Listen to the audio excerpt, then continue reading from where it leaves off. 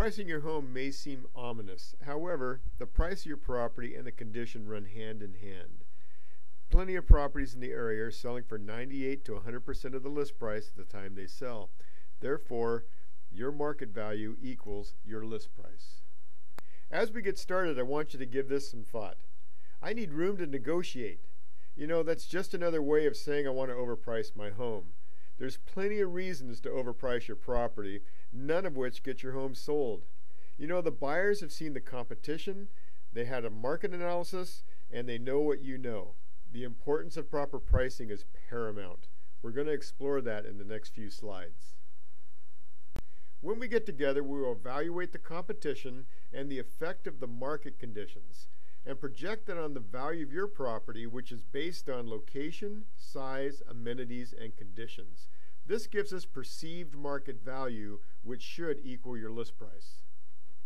Once we list your property, showings are the utmost important. Look at this graph. Even at perceived market value, for some reason or another, only 70% of the buyers are going to get to your door. By overpricing your property by just 10%, we reduce those showings by half.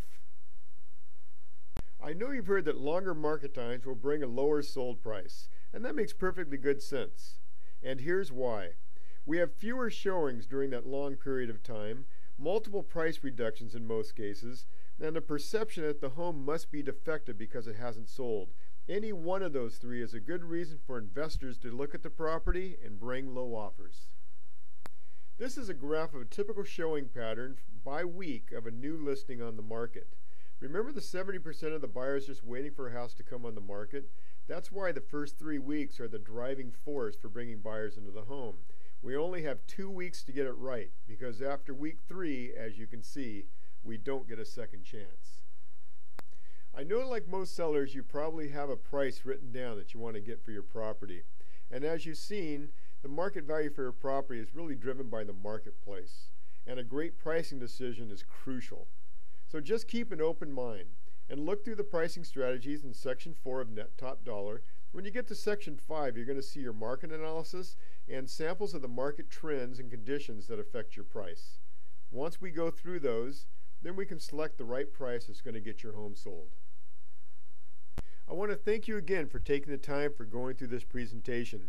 It shows your dedication to wanting to do the job right and net top dollar.